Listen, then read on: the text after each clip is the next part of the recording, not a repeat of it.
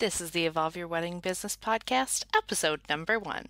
In a world where wedding professionals are struggling to market and grow their businesses, one podcast brings together top experts and actionable strategies to help you build the wedding business of your dreams. This is the Evolve Your Wedding Business Podcast. Here is your host, Heidi Thompson. Hello there, and welcome to the inaugural episode of the Evolve Your Wedding Business Podcast. And thank you so much for joining me. I'm really excited to kick off this podcast. If we've never met, I am Heidi Thompson, marketing geek and freedom fighter. And I'm leading the rebellion against being a slave to your business and overcomplicated marketing gobbledygook. Because my mission is to help wedding professionals just like you live freer lives courtesy of their businesses. So together, we're going to evolve your wedding business into a business that actually gives you freedom and lets you work with the clients that you love working with. So let me tell you a little bit about this podcast, since this is the first episode, and what you can expect. The purpose of this podcast is to, of course, help you evolve your wedding business. And to help you do that, I'll be bringing on all sorts of different experts that you can learn from. There will also be some episodes where it's just you and I, and those will be more focused on teaching you how to do something specific. A new podcast episode is going to come out every Wednesday.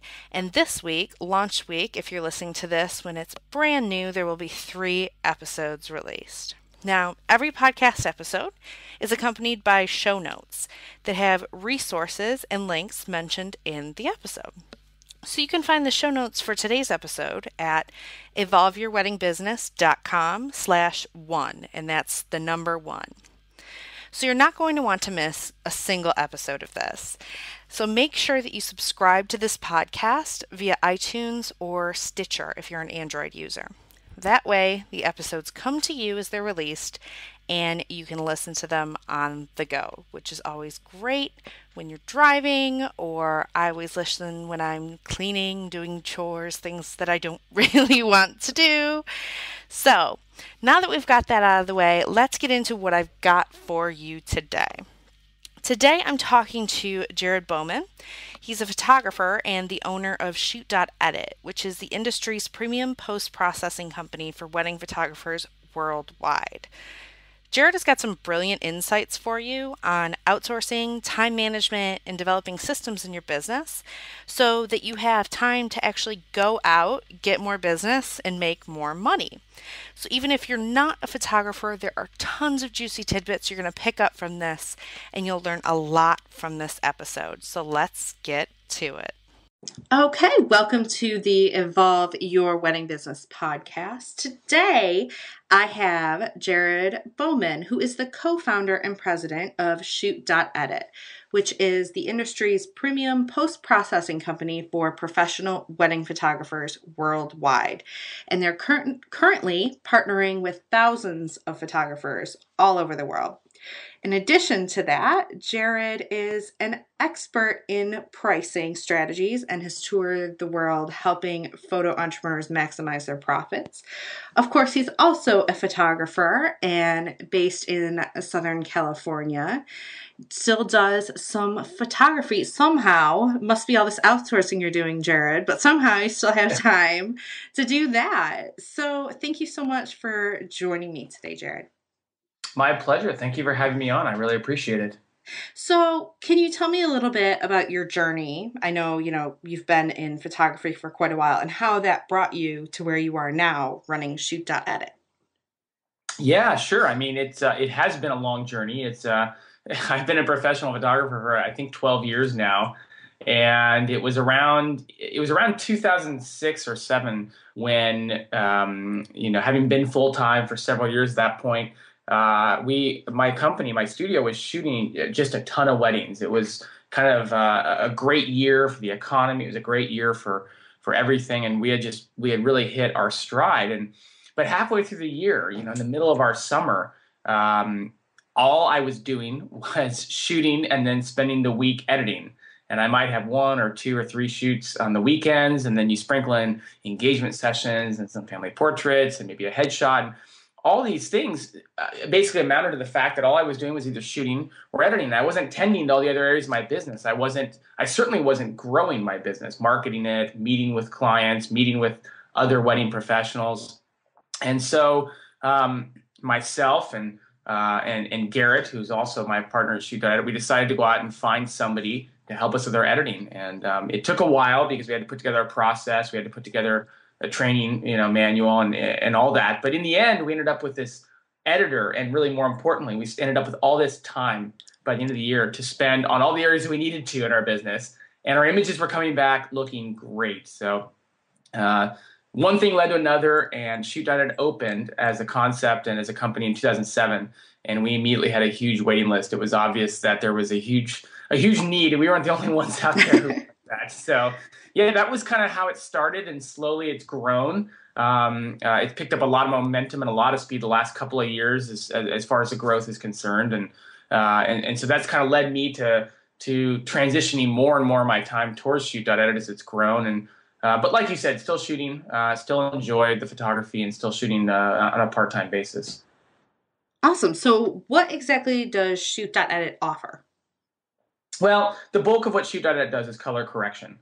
And so, basically, photographers nowadays shooting digitally, every single one of them, almost across the board, does some sort of editing, some sort of post-production to those images after the fact, before they provide them to their client.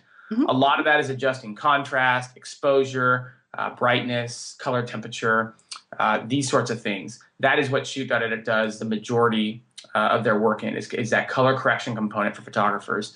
And so most photographers around the world use us for color correction. We take the images and return them in as fast as 48 hours. And then the photographer is free to make any additional signature stylized edits if they want, or if they want, they can just turn them around and send them straight back to their client. That is a quick turnaround. Yeah, that's our slogan is fast is best, and it's what kind of broken down to what we really believe is the basis of what we believe in for the photo industry is, and we could go into it for hours about all the different components about how speed and in your turnaround time helps. But that's what we stand for is fast. We stand for fast as a company that does your color correction. You don't want to be waiting around for that. You want to be able to move that through your workflow as quickly and efficiently as possible. So how many people are on staff at ShootDotEdit to be able to handle that kind of a workload? It changes a lot as the year goes by. I mean, our busiest time of year is August, September, October. Probably October is probably the busiest month of all. So we're just coming out of busy season, and we swell quite a bit in those months. I mean, we have a core staff that includes customer experience, quality control, our color consultant department that can help photographers out with getting everything dialed in, marketing, those sorts of things. That ranges between 15 and 20 people. And then editors, it ranges as the months go by. In slow season, we don't have nearly as many as we have on staff when we have, during the busy months of the fall season when people are catching up and shooting the most. That's really good to know for photographers that you are adapting to, the demand. It isn't just, oh, well, now you're not going to get your photos back for 4 weeks. Never done that. We have always believed that it's more important to dig deep than it is to spread our wings too quickly. We just try to run this like we would want it to be run as professional photographers. And that's the cool thing, is that we bring that to the table because both Garrett and I were full-time professional photographers for many, many years. He ran a tremendously successful studio before this, and then I'm actually still shooting to this day. And the worst thing ever would be to be in the middle of your busy season and to trust a company to handle your post-production, then find that they are not able to deliver in what they promised. That wouldn't work for people. It wouldn't work for photographers. It would be a great way to go out of business. So it's incredibly necessary. And I'll tell you, it can be a little stressful during the busy season, but it's stressful for photographers during the busy season as well. So it just seems to fit the bill. Okay, cool. So I'm a big fan of outsourcing. You're a big fan of outsourcing. But why is outsourcing so important for both wedding photographers and other types of wedding professionals, and even just any small business owner? Well, it's a good point. And we all kind of run into this at some point. We hear about a friend who's, gotten bit by the proverbial, outsourcing bug or whatever you want to call it. Outsourcing kind of comes into play at some point in every small business. And it's a decision for people. And it's always tough to weigh the options and consider, why should I or shouldn't I outsource? For me, I didn't start in small business as a big outsourcer. But as I went along in my business, I realized that there were certain things that I did really, really well, better than most people. There are only a few of those things. Most of the things I do competently, and there's even some things that I don't do as well as others. And what I realized very quickly was that when I was doing the things that I was really good at, my business and my personal life were better for it. My business was growing when I was doing the things I was really good at. Along with that is the idea that, there are things that we can do on a daily basis to grow our business. There are things we can do on a daily basis to maintain our business. And so you want to look at outsourcing as getting help in areas that either you're not as good or proficient in, or areas that help you out with the things that are maintaining your business so you can focus on growing your business. And those are the two things I recommend to people when they look at outsourced solutions are outsource the things you're not as good at and outsource the things that are maintaining your business. Color correction is something that is maintaining. It's something that you have to do to perform, to deliver on the job you got, but it's not growing your business in any way.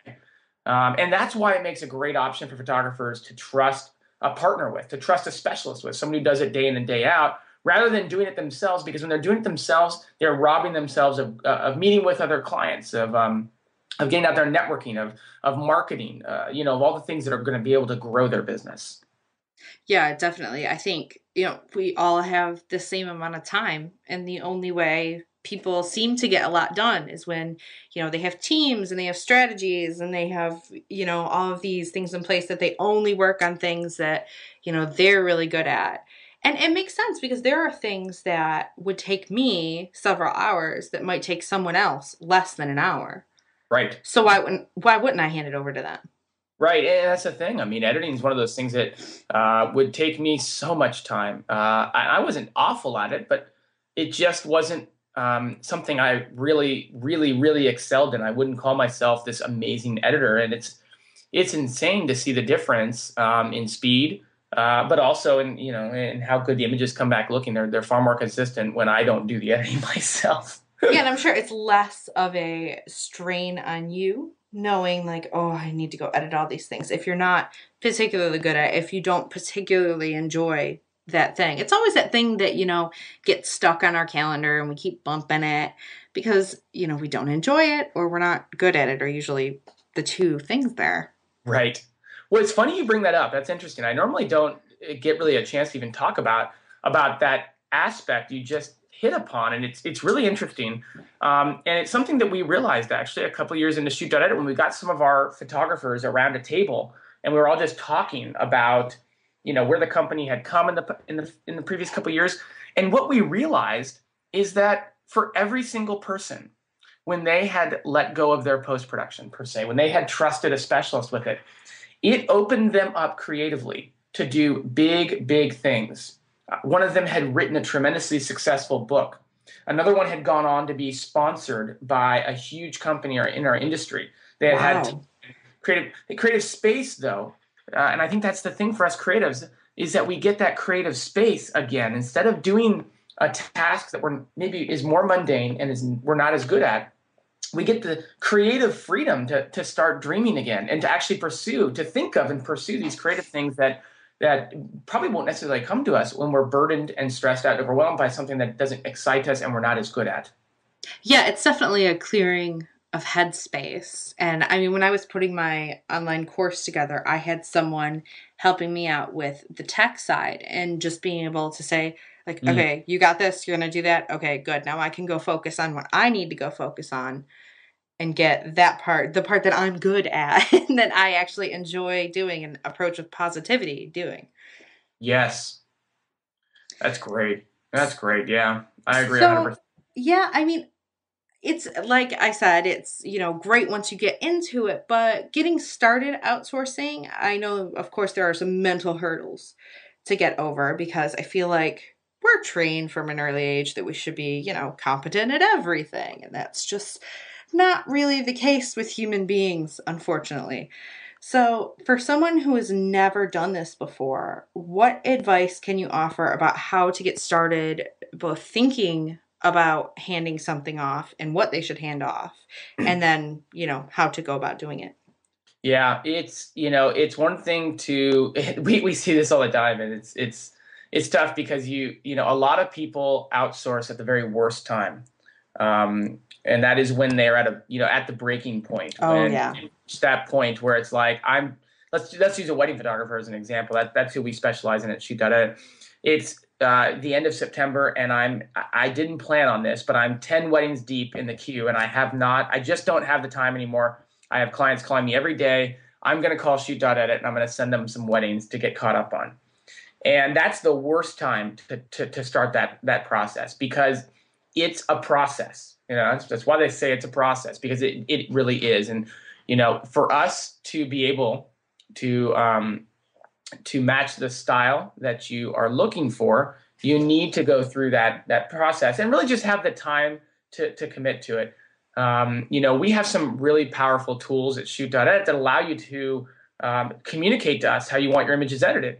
We have something we call the color wizard, which basically allows you to move an image, sliders around on an image to adjust that image to get it to the point where it looks exactly like how you want it to look. We have something called a dot preview. It's free on every single job, and we will edit 10 images selected strategically from throughout your event. We'll edit those to your chosen color profile, and we will deliver that preview back to you within 1 business day for you to check on. If you like it, you hit go and we start the job. If you don't like it, we keep doing that dot preview for you based on your feedback until you like the way the images are looking. And it's things like that when you're just starting off, you need to give yourself the time and the freedom to go through the process. And then when you get your first job back, to learn from it and say, okay, and to give a color consultant a call and say, here's what I liked, here's what I didn't like. Those kinds of things, when you have the time and energy, you're not up against a deadline, you're not stressed out, you're going to be able to put the resources to it to really to maximize what you're getting from an outsourced partner. Whereas if you're 10 weddings deep in the queue, you're stressed out, you've got a bunch of people calling you, there's a lot going on, that's not the time to start it if you can avoid it, I like what you said there, an outsourcing partner. And I think that's important to keep in mind because, like you said, you guys aren't just, oh, okay, yeah, you submit it. And if you don't like what we send back, too bad kind of thing. You are a partner. You're a team member for this photographer, and you're bouncing back and forth off of each other like you would if you were working together in a physical space. Yeah, we that's why we call ourselves a partner, is because we are we are an incredibly important and integrated part of your business. Sometimes we make it easy on you. You don't have to babysit us. You don't have to feel like you have to manage us. But that's the point when you trust a company to help you out with that. And that's why I use the word trust so often, is because there is a lot of trust that goes into bringing on a partner in your business. And that relationship, trust takes time to build. And so that's why it goes back to, if at all possible, not rushing that first process, those first few jobs, giving it the time and the space and the energy to develop into what's best for your business. And this time of year is perfect for it. I mean, we're in December now for the most part. We're through the busiest of the season, and this is a great time to start looking at this for your business, to start thinking about 2014, and to hopefully try to put some time towards this now versus when you get going full and busy during the summer and fall months. I think that's really important because a lot of people are just happy to be out of the weeds, happy to be, not absolutely slammed, that they kind of forget about it almost until it comes around again. But really, this is the perfect time, in between those busy seasons, to get some systems in place for your business, so you can market while you're out doing all these shoots, get some outsourcing partners in place. So they're, you can fire when you're ready. don't have to It really scramble is. to put it together at the last minute. Exactly. Ugh. And then it's so stressful, and nobody wants that. Right. And it's like your clients are already pissed off at you anyway Mm-hmm. because you're late. Doesn't make the situation any better. No, it hits you on all sides when it catches up with you, and nobody wants that. So, what would you suggest as far as mentally for someone who thinks, well, there's definitely no way someone can do the editing the way I do it. Like, these are my photos, my baby. What do you do in that situation? Well, I think that it's true that I would say most photographers have a bit of a signature style. They have a style that is unique to them. And it's one of those things that how can you trust somebody else to be able to deliver on that style? And at ShootDotEdit, we really come at that question by saying we're not going to try to duplicate your exact style. We've kind of come up with what we call the 90-10 model. And I think that what that really speaks to is the idea that let us do 90% of the work, and now you only have to do 10% of the work. You're doing the 10% that is probably the most fun, and it's the 10% that takes your images from looking consistently awesome, which is what we do.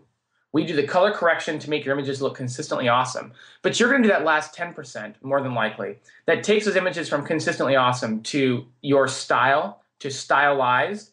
And that's what most of our photographers who utilize us for the bulk of their color correction, that's what they do. They get the images to us quickly, and we make them all consistent. And then they go in, but instead of now spending 10 or 11 hours, they spend 1 hour, and they add their signature touches to images, whether through some presets, whether through some Photoshop actions, whether through individually touching 20, 30, 40 of them. But now they're only spending a little bit of time instead of a lot of time. They're doing the 10% that's fun, or that is more enjoyable, at least for most photographers, and they're still able to deliver exactly the same results they had before. Awesome. So on average, how much time would you say that ShootDotEdit is able to save a photographer? I'm sure it varies, but if you could take a stab. Yeah, no, it varies a ton. I mean, we've heard people say that it took them weeks to, edit a job. I don't think that's the norm. I think we've kind of landed at 10 to 12 hours is what we've heard over the years that photographers were spending, that we saved them on an average wedding. Wow.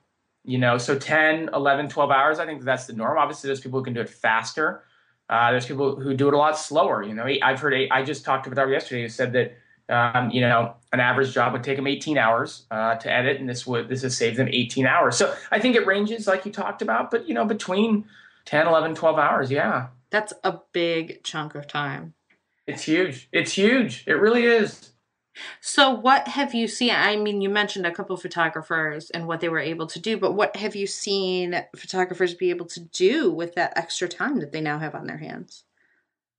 Well, I mean, everyone is a little bit different in how they use it. Most photographers immediately start talking about having the ability to grow their business like they wanted to be able to do the things with their business that allow them to get some growth, allow them to book more. Because that's the thing. I think a lot of people, whether they go out and say it or not, are hesitant about booking either, again, let's use a wedding example, or hesitant about booking maybe more than 2 weddings in a month, or more than 3 weddings in a month, or maybe more than a certain number of weddings in a year. And a lot of it has to do with the amount of workload that it adds to their plate. Every single wedding would add that workload. The same is true of portrait photographers, maybe even more so, because portraits can be so seasonal that it's not possible to do 30 in a year because 20 of them happen in 1 month. And so I think that what this allows photographers to do is give them the space to go out and take that time and go out and look for more work, go out and network, go out and advertise, go out and market. It gives them that time to do that, but it also gives them the freedom to do that because they can actually take on more throughout the year and handle more. Yeah, it sounds definitely like it provides an out to really get out of working just in your business, doing the daily stuff, and actually start working more on the business. What are you working towards? What do you want to accomplish? How much money do you want to make? How are you going to make it happen? That's a great E-Myth quote there. I love that. Yeah.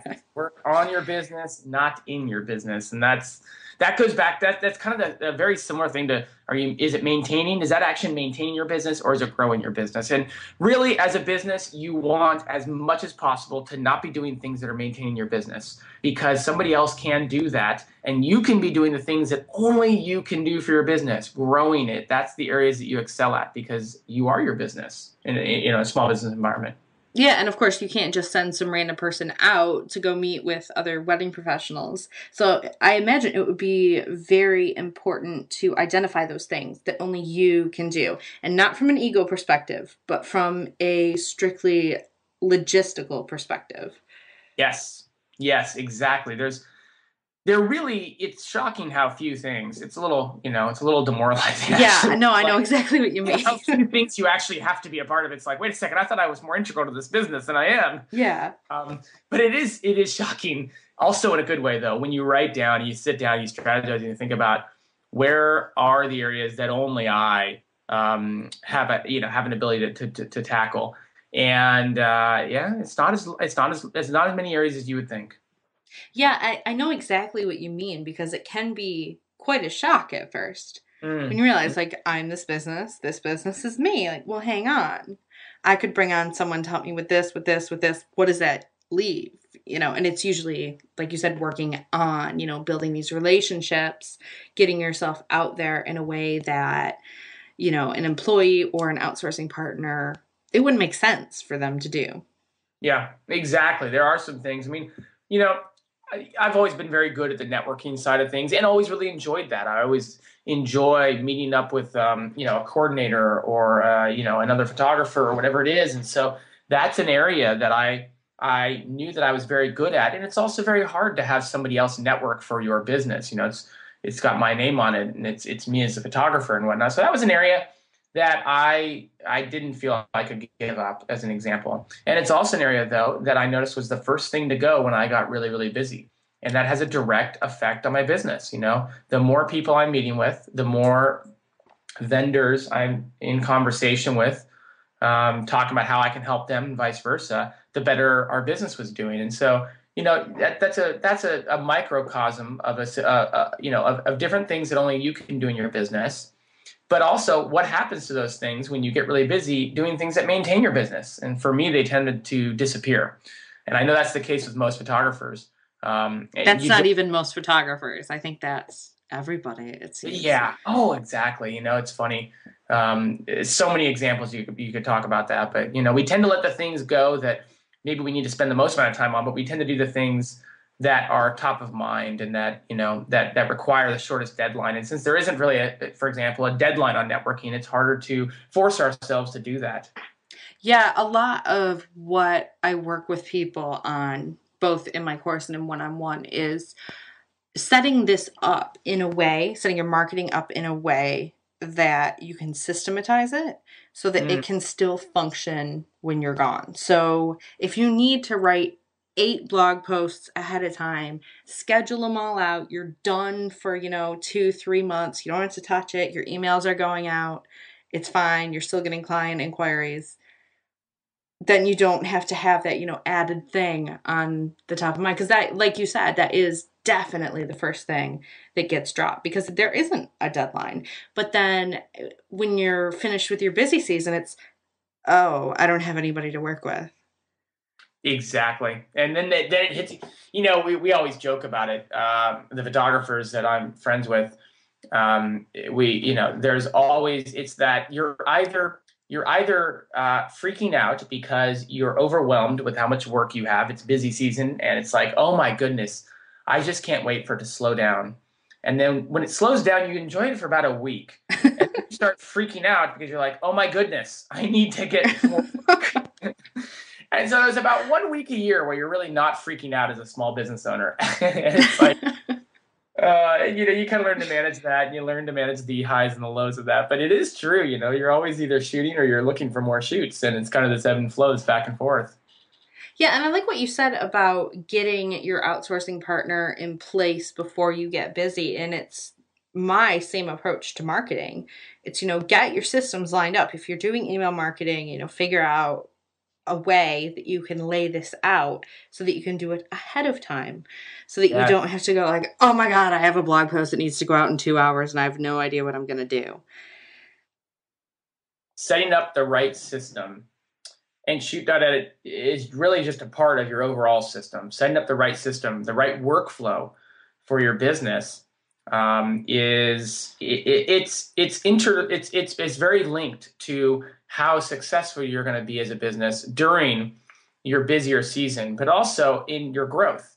That system you talk about, that's exactly what you have to do to be able to grow your business. Because if you don't have a system for it, something is eventually going to slip through the cracks.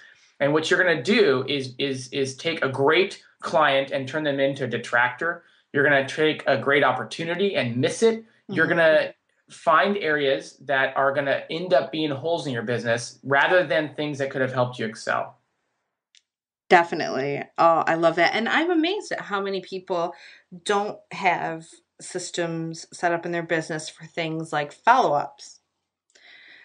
Like, you already have someone who contacted you and they're interested in you and you forgot to follow up. Mm-hmm. It's really, I mean, you have to, this is what I think at least, it takes tremendous discipline to set up these systems because they're not fun to set up.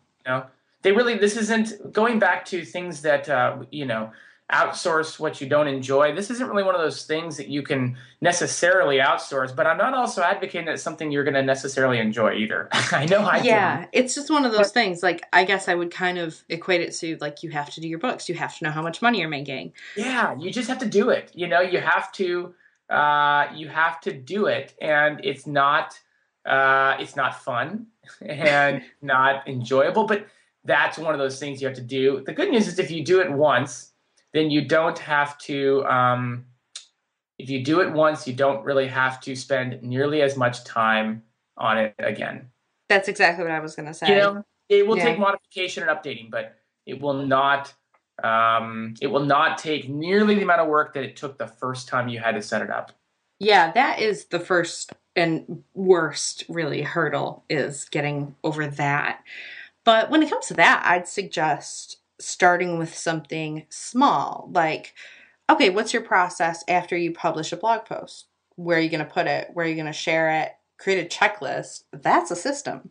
Mm-hmm. Something that simple. That's a system. You just follow it every single time and you don't have to think about it. Anything you do more than once, you can write a system for it, or as I like to kind of say, a manual for it. You can manualize it. Anything you do more than once, you should have a system for, and that way you're only doing things without a system for them that you've never done before. And that way you're not running around putting out fires for months on end. Yeah, and I always, it's interesting you bring it up too, because I think it's really important to make the distinction, because as creatives, as creative entrepreneurs, first off, as creatives, we don't like to get up in the morning and write systems down. We'd rather edit photos and do things like that. I get that. I understand that, when I'm writing a system, it's not really satisfying the creative bone in my body. But likewise, we think about systems as a creative as kind of not necessarily a good thing. Like, as a business owner, we think of them as good, but as a creative, we're thinking, is this good? Should I get too systematized or something like that? And I like to give people the example that just because you set up systems doesn't mean that you now lose touch with that or you don't have any interaction anymore. It just gives you the freedom to have interaction when and where you want to have it. I template out a ton of my emails. I have hundreds of emails that are templated out. And what it does, though, is it gives me the ability to personalize it without having to deliver an inconsistent message. So for an example, let's say that there's that email you send to everyone before you go shoot their engagement photos, before you shoot their wedding photos, whatever it is. It's that email that goes out. It tells them, tips for how to make their photos better, details about where the shoot is, what to wear, what not to wear, whatever that, that email we send out before the portrait session maybe or whatever.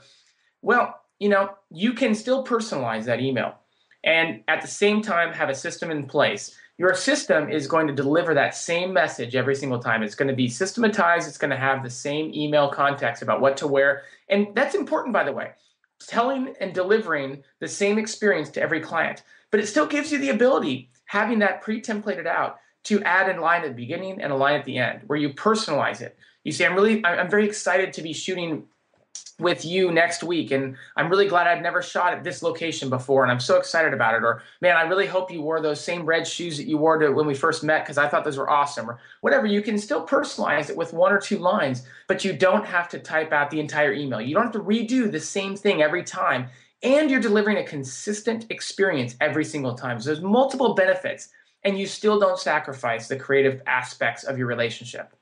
Yeah, it's that thing too. I mean, nobody likes to start with just a blank document. That's daunting. And if you don't have things like that in place, chances are you're going to forget. If you're rewriting that email over and over again, you might forget to include a very important line. Yep. Reminding them the exact time that you're meeting or something like that. Oh, and then that's where you get, that's where things can start to go wrong. Exactly. It's a lot to fight that urge to not necessarily want to systematize things, and it's tough to do it. But you reap so many benefits from it as a business owner and as a creative. I think I completely agree with you. Yeah, and like you said, it doesn't have to be dry. It doesn't have to zap the personality out of it. But if you have a framework that you work off of every time, if it's person inquires, then I follow up with this, and then if I don't hear from them a week later, I send them another email. Even something like that, just to keep you on track. Yeah, exactly. Awesome. So where can people find out more about you, Jared, as well as ShootDotEdit? Yeah, well, I mean, ShootDotEdit is available on the internet at ShootDotEdit.com, ShootDotEdit.com. We have a lot of, resources available to photographers if you're still just wanting to poke around or kind of get to know what this outsourcing idea is a little bit more. We have a lot of resources on our blog and some great content pieces there for photographers to help them out with their workflow. Me personally, I do have a website, just jaredbauman.com. If people want to go over there, there's some tips and tricks in the blog about, outsourcing and systems and pricing and things like that. And you can find me on Twitter at Jared Bauman, and that's probably rounds out a good chunk of contact, right? Yeah. So everywhere you can find Jared. So I definitely highly suggest checking out ShootDotEdit. I was actually introduced to Jared by a mutual friend who used the service and loves it. And it gives him so much more time to actually work on his business instead of just in it. Right. All right. Well, thank you so much, Jared. This has been really great. Well, it's absolutely my pleasure. I really appreciate it. It was great to meet you via the introduction, and thanks so much for having me on, Heidi. I really appreciate it. All right. I hope you enjoyed that. I know we covered a lot in that episode. So show notes, like I said, are available at evolveyourweddingbusiness.com/1, and that's just the number 1. So if you have enjoyed this episode, please help me spread the word by going to evolveyourweddingbusiness.com/love. Now, what that link will do is create a tweet for you. So you don't even have to worry about what to tweet, but if you would share it for me, I would be so grateful. And if you could please just take 1 minute and leave me an honest rating and review on iTunes. That helps the show, and the ranking in iTunes determines how many people we can reach. So it's very helpful. Thank you so much in advance. I really appreciate it. Finally, if you have an idea for a guest or a topic that you'd like me to cover on the podcast, or if you just have a question for me, go to SpeakPipe, that's SPEAK, pipe, PIPE.com/Heidi. And my name is spelled HEIDI. And you can record a voice message there for me. So thank you so much again for listening, and I'll talk to you in the next episode. If you're attracting visitors to your wedding business website, but you're not seeing any of them turn into customers, I've got something for you. I designed my Mind the Gap course to address just this. So head over to mindthegapcourse.com where you can get 3 free videos that will show you a little bit of what's in the course and give you some actionable strategies of how you can address this in your business. Until next time, my friend, get out there and rock your wedding business.